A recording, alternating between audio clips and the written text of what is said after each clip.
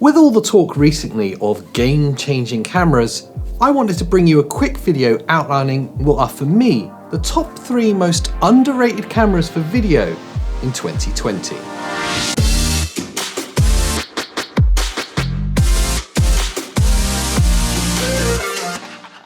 Now 2020 has been a stellar year for camera releases, from the cool Sony A7Siii to the extra hot Canon R5. As video shooters, we've been spoiled. But when I see these headlines, the high price tags, and eventually get to test these new cameras, I'm looking at you, Canon, I'm often left a little underwhelmed, and I'm more often than not brought back to my time with 3 truly unsung heroes of the video world.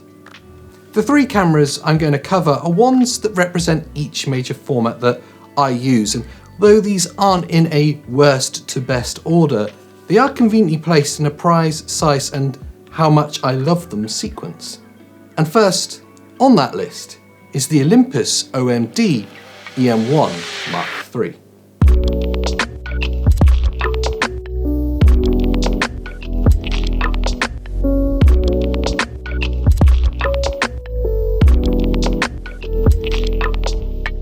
So don't shoot me, I know this is about as far from YouTube cool as you can get, and yeah, being an Olympus body, who knows what the future holds for this brand, but this is a Micro Four Thirds camera that really took me by surprise.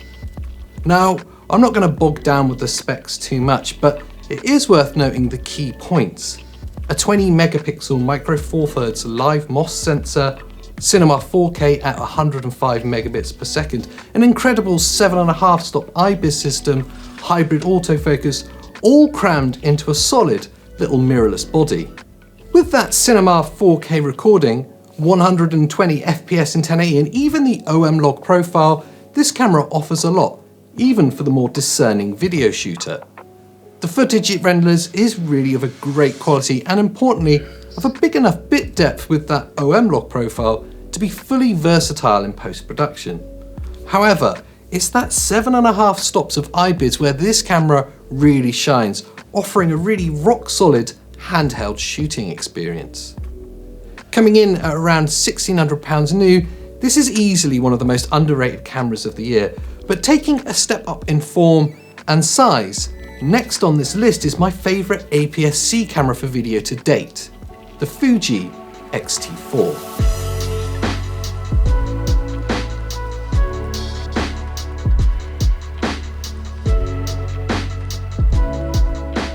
The X-T4 is a camera I implore everyone to try, especially if you're in the market for a new hybrid in your kit bag. Admittedly, this is the first Fuji camera that I'd seriously considered or spent any length of time with, and in all honesty, it never ceased to impress me. With that 26 megapixel BSI CMOS APS-C side sensor, we can get up to 4K 60 at a whopping 400 megabits per second. 240 FPS is also available in 1080, as is the phenomenal 5-axis image stabilization, 10-bit 420 internal recording, F-Log, those extra special Eterna picture profiles, and 422 10-bit if you're willing to record out via the micro HDMI. I loved everything about this camera. It was so easy to use. It almost felt like it was made for that faster paced environment of run and gun or vlog shooting, but with all the high quality sensibilities you need in a professional video focused camera. The image rendered is not just gorgeous, but it was super versatile and easy to work with in post, despite that whopping 400 megabits per second bitrate.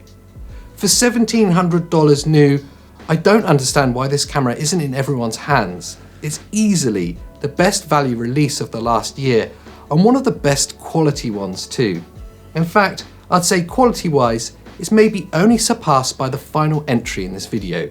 My favourite mirrorless, or in fact hybrid camera ever, the Panasonic Lumix S1H.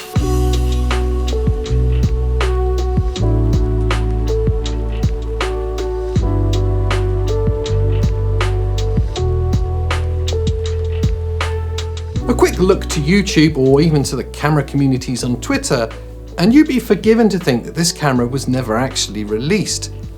How could a full-frame, mirrorless, 6K, Netflix-approved camera that costs under £4 not be in everyone's hand, kit bag, or even wish list? I guess, well, there's no accounting for taste, but this is truly the best of its class. A Panasonic EVA 1 given a full frame and shrunk into a hybrid mirrorless body.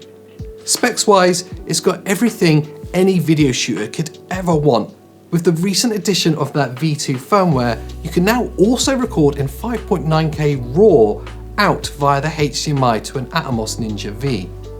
Now in truth, 5.9K RAW footage is going to be overkill for us mere mortals, but that doesn't distract from the fact that the Cinema 4K is incredible.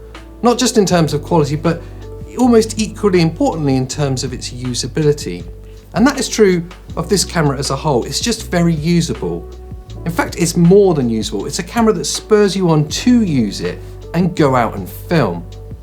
Now, considering all of this cinematic and Netflix-approved potential is available to you in this handheld form factor for almost $1,000 less than the Canon R5, it leaves me wondering what a brand like Panasonic would have to do next to get people using this camera in the vast numbers that we see people flocking to Canon and Sony. Hands down for me, this isn't just my favourite camera of its class, it's one of my favourites ever and is easily the most underrated camera for video in 2020. So for some more information on these cameras, there is of course some links below, and whilst you're down there, why not consider subscribing to our channel. That's been my grab and go review, top 3 style. Thanks for watching, and I'll see you next time.